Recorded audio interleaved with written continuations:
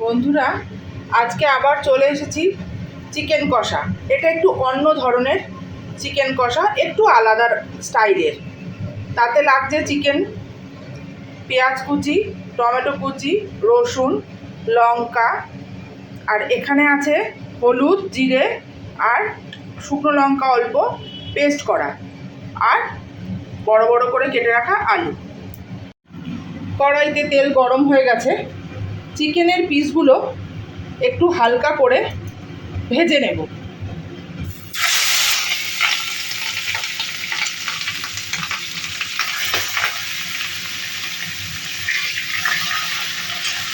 চিকেনগুলোকে লবণ আর হলুদ দিয়ে মাখিয়ে রেখেছিলাম।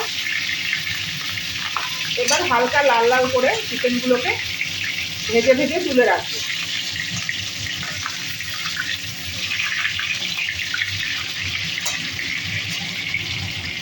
চিকেনগুলো ভেজে নেওয়া হয়ে গেছে।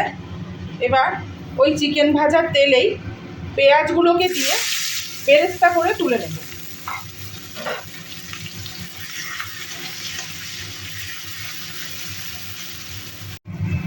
পেঁয়াজ বেরেস্তা হয়ে গেছে, এবার এটাকে তুলে রাখবো। এবার ওই তেলের মধ্যেই দিয়ে দেব দুটো তেজপাতা আর রসুন আর কাঁচা লঙ্কা যে পেস্ট করে রেখেছি সেইটা।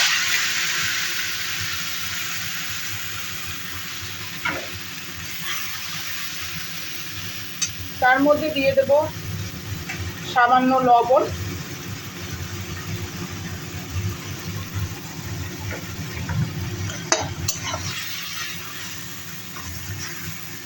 রসুন আর কাঁচা লঙ্কার কাঁচা গন্ধটা চলে যাওয়া পর্যন্ত এটাকে একটু নেড়ে নেব।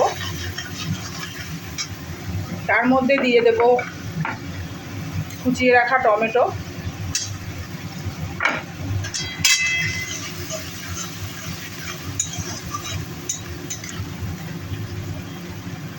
কাঁচা গন্ধটা যাওয়া পর্যন্ত এটাকে একটু নেড়ে নিই। মশলার কাঁচা গন্ধটা চলে গেছে। এবার এর মধ্যে দিয়ে দেব হলুদ গুঁড়ো, জিরে গুঁড়ো আর সামান্য শুকনো লঙ্কা গুঁড়ো, সেটা পেস্ট করে রেখেছি সেইটা।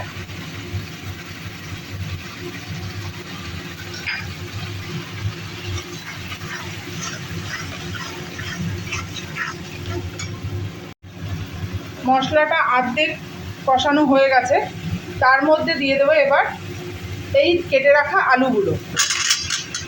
এরই সাথে দিয়ে দেব ভেজে রাখা চিকেনগুলো, দিয়ে একসাথে নেড়ে নেব।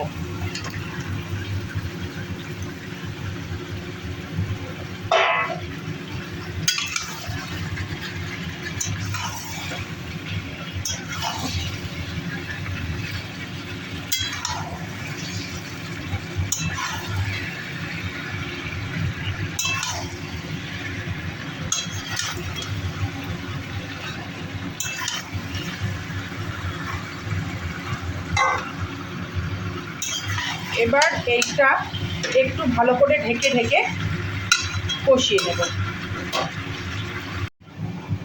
ঢাকনাটা খুলে দেখি মাংসটা কি পর্যায়ে হলো।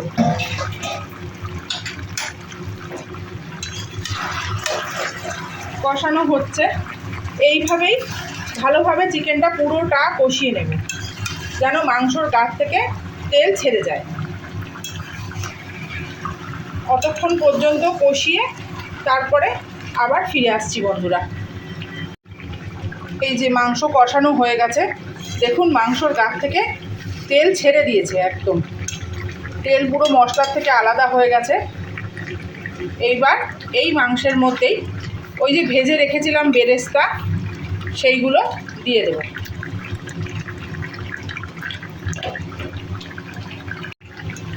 বেরেস্তা দিয়ে ভালো করে নেড়ে চেড়ে মিশিয়ে নেব।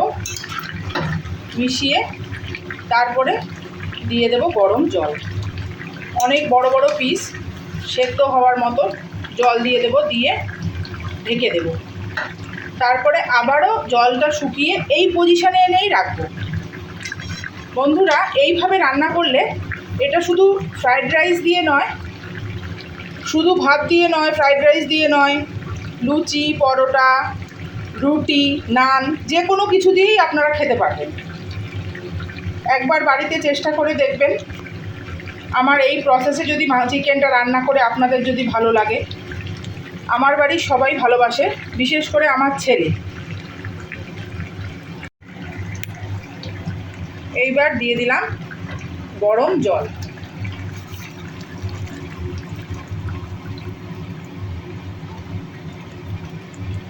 ভালো করে ফুটুক।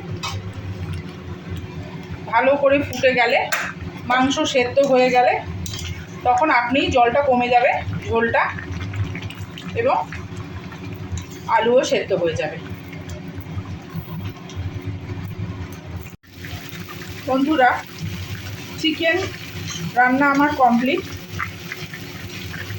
মাংসও সেদ্ধ হয়ে গেছে, এই যে মাংস ছেড়ে ছেড়ে যাচ্ছে।